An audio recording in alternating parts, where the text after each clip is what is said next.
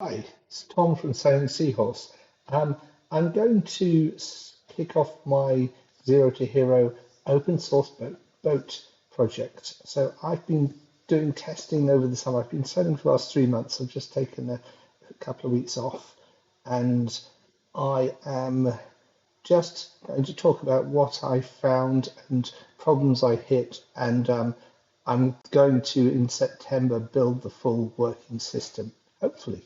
Um, so it's a robust, low cost, very modern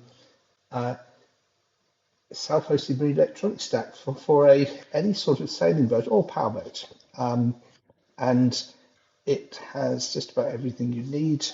The main problem I hit, I was sailing for 3 months in Scotland, in Europe, in north of England, in Scotland, and I hit the problem of Wi-Fi reliability. So I had a Wi-Fi network from several different devices I tested, and all of them hit the same problem. So devices would continuously disconnect or deprioritize the Wi-Fi, mainly because I was in Scotland, there was no data. So Android and Raspberry Pi and my laptop would all come up with measures to say, hey, there's no data. I'm going to try and use something else and disconnect or deprioritize it. So that would typically cause problems like my network would be busy sending data around the device. I'd be sharing it, say, off the Raspberry Pi and everything connecting to it. And then data would just sort of disappear. I wouldn't get speed over ground or GPS positions. It would just flicker in and out and drop and disconnect. And it made it really unreliable. So it wasn't really usable. So the solution was to centralize everything on a travel router. So I researched travel routers, and the best one I could find, because it's open source, based on open source routing software, using OpenWRT. And then I've created several Wi-Fi networks. What I'm going to do is go through in my next video details setting this all up. This is like an overview video. So for this, I have what I call, my boat is called Seahorse. And a lot of the devices only have 2.4 gigahertz. So I've set up a Seahorse NEMA network, which has my two helm devices, which are two motorbike tablets, which we'll be looking at in a minute. And those are mounted above my helm. And they connect through Wi-Fi to my Raspberry Pi to pull in the data. And they also connect to the NEMA, Seahorse NEMA network is my Wi-Fi AIS, my Raymarine old-fashioned autopilot, which works fine, and that's through an Alphin adapter. So it basically converts it to Wi-Fi. My tactic wind depth and instruments, and those are wireless, closed proprietary wireless instruments for wind speed, wind direction, speed over ground, speed through water, and depth. And those connect through a proprietary Wi-Fi network. I've got an Adreno hack, which I'm building, which will connect those to Wi-Fi. Then I've got my inverter, which I can connect to Wi-Fi, my solar controllers, which will connect to Wi-Fi, my battery bank, which will connect to Wi-Fi, and I've got several devices from M5 Stack for cabin data and lighting control, and I've also got some GUI devices for managing power, so I can like turn a little dial in my kitchen and turn on, say, the inverter for 5 minutes to boil a kettle of water, or for 30 minutes to heat the tank, hot water tank, using the inverter. So that's my NEMA network, and that all connects to OpenWRT into SignalK. And then on the other side, I've got my data network, which is a 5 gigahertz. It's actually an MLO network, so it'll work on 2.5 and 5 gigahertz. And that has my phone, my tablet, and my computer connected to it. and that also gives me access to everything else. And then it's underneath my image, but there's a guest network which has limited access to just the internet for devices that are not going to be talking to the boat systems. It all connects into my GL iNet Beryl 7 travel router. And this is just, it looks like a cheap router, but it's actually running Linux and it's running OpenWRT, and it's also running my local NAS. It has a 512 gigabyte USB 3 storage card on it, and it acts as a NAS for all of my videos I'm taking, and it also connects to by Ethernet to my Raspberry Pi and my backup Raspberry Pi. And the Raspberry Pis also use BLE low energy advertising for temperature, fridge temperature control, and my watch. So those are all controlled into the system, and it all goes through the Raspberry Pis and the Beryl. And then if I want to connect to the internet, I can connect the Beryl while it's running these 3 Wi-Fi networks. I can also connect it by Wi-Fi or Ethernet to Starlink, to my mobile phone for tethering, or to Marina Wi-Fi, and I can connect all of those at once, and it will actually load balance across them, and it will all use the best one available, fully automatically. So this, and if none of those are available, everything will still work because I'm installing a plugin called Fake Internet, which basically tells any device that asks to say one of these Android devices will ping something at Google connectivitycheck.com, and that will answer yes, 202. I'm connected. If my MacBook pings, it will say yes. If my iOS device pings Apple, it will say yes, you're connected, even though there is no internet connection. So these will all think they're connected. So all will have this as a high priority network and not deprioritize it, not sort of start losing packets and trying to connect to other systems. So that is the overview. Let's go through it a piece at a time. So the travel router runs a custom OpenWRT firmware. You can also install the full OpenWRT management system. And I install the Fake Internet plugin, which spoofs active gateways checks by returning HV202.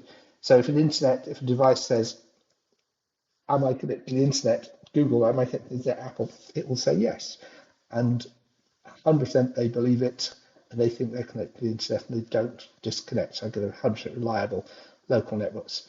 I use it to segment my boat into 3 specialized Wi-Fi networks, NEMA, data, and guest, and it handles WAN sharing from Starlink, Marina phone hotspots, and it also runs my boat NAS. So this little device, any of the Beryls will work. I chose the Beryl 7 because it has Wi-Fi 7 and multi-link, and it also has 5 gigahertz Wi-Fi, so a little bit faster, a little bit better. But the earlier ones will just work just fine. They all can install the Fake Internet plugin. They can all set up multiple networks, and it has 2 fast 1 gigabit, actually 2.5 gigabit Ethernet ports, which connect out to. You can program them to be both WAN or LAN, so I'll program them both to LAN, and those will connect to each of my Raspberry Pis Ethernet ports. My Raspberry Pis will only be talking Ethernet and Bluetooth. They won't be using their Wi-Fi networks. So this, I get it from glnet.inet.com, and it costs about $135. I got mine for less than €100. It's often on sale. They're producing new ones every few months. And the one I've got is the GL-MT3600BE. So it can actually work at 3 gigabits per second, 3.6 gigabits per second when it's in MLO mode. And yeah, it's a great piece of kit. It's about 1,000 times better than most travel routers. So the next piece of kit is my 2 Raspberry Pis. I have a Pi 5 and a backup Raspberry Pi, which is actually a Pi 3, both running OpenCPN, running on top of OpenWRT using SignalK. So I don't use an Ethernet switch because that just uses more power. I've got two Ethernet ports, so I just plug them in, and one is just a backup for the other. So I keep one switched off, and I've cloned the card, and it has all the configuration and stuff, so it just takes over if one stops working. And Raspberry Pis are ridiculously expensive at the moment because of the RAM shortage. So I bought 8 GB Pi for like £65. Now a 2 GB Pi is £62, just ridiculous. You can use any sort of small Linux computer, so a second-hand micro PC from like 10 years ago will run just fine, and it'll be a lot cheaper. You can buy them for like £30. The next piece is my helm displays. So, and the other things that are connected to my NEMA network. So I use 2.5 gigahertz because a lot of sort of IoT type devices only support 2.5 gigahertz. And I don't need speed, I need reliability. 2.5 gigahertz goes a little bit better, a little bit easier to deal with interference and stuff. So basically, I've got a thing that's designed to bolt onto the handlebars of a motorbike. And I can run any Android navigation software. So my typical thing is OpenCPN Android. And that uses O-chart maps. And it's pretty much excellent. Does everything I want. It does all the AS and alerts and route planning and stuff. And the plugins are really good. So also on this network is my AS transponder. I'll do a whole video on my AS transponder, and that it basically picks up pings from boats with AS nearby, and all of them transmit their speed and direction and heading and stuff, and their size and their and AS will work out if any of these are going to pass close or there's any chance of you hitting them, and it will tell you with some beeps and it'll clearly show on here that you're potentially going to collide. So it's very good if you're on watch at night or you're going through busy shipping lanes. Turn it off in harbour because you tend to get loads of false reports that a boat going past you is in danger of hitting you when it's clearly going at like 2 knots very slowly. So I also have my autopilot link using an Alfin Wi-Fi adapter, and I have my wind and depth. So Tactic Wireless has now been bought by Raymarine, and they are sort of slowly killing it off. It's a very cool little solar powered wireless. So it has a mast top wind speed and direction sensor, which charges by the sun. It has two instruments, wind instruments that each can display two things. One is dedicated to wind and another is dedicated to two other items you can pick. And it's got a closed wireless network, but it has been hacked by the Chinese, and there's a little kit I bought for about €20, which will allow me to tack into that and convert it to NEMA Wi-Fi, and that will put it on the network, so I'll be able to get wind direction, wind speed, and stuff to all my devices.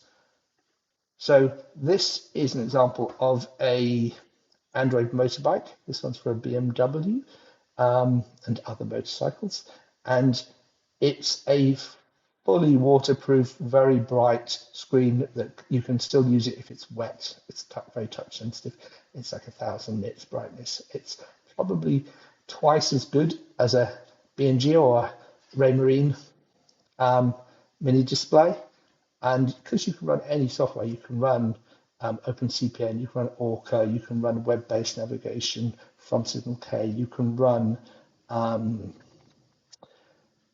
OpenCPN, and it has a micro SD card, it has a SIM card slot, so you can actually connect it to the internet directly, and it is pretty good. And you can get them for less than this. The price goes up and down, and you can mount it. It has a few different mounting kits. You can, through these bolt holes, you can bolt it onto a panel, and then it clips on with its connector. It's got a waterproof gasket around it, or you can, using this kit, mount it onto a bar at your flash screen. So, to recap, I've got the NEMA 2000, the NEMA Wi-Fi network, and I've got the Seahorse data, which is at 5 gigs Wi-Fi, And I've got Seahorse Guest, which is an isolated network in the sandbox, which just gives internet access to anyone who's on my boat. Um, and Yeah, I have a local NAS. It's just a USB stick plugged into my router. So if I take some videos, I can have an app that automatically uploads them to that, and I can download them to my laptop. I don't have to do sort of file transfers um, from my phone or from my camera and stuff. Um,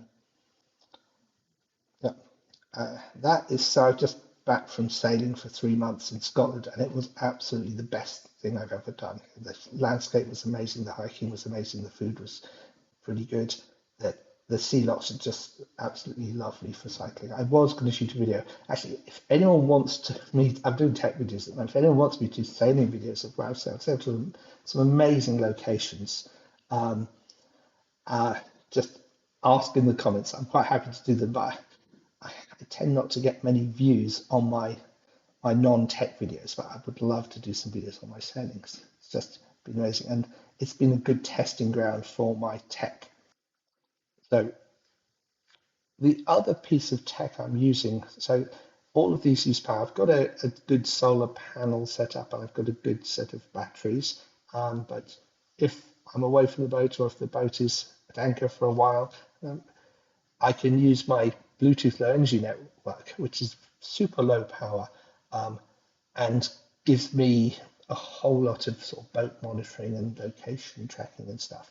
And at the moment, I'm using a few different things. I'm going to add more. So I've got a Bangle.js smartwatch. I can basically get all of the boat data from the sensors and stuff and wind directions onto my watch, and it can buzz if, say, the there's a marked increase in wind speed, or uh, the boat slows down or is going in the wrong direction. So even if I'm off watch, I can still be sort of woken up and dive in and help get us back on course.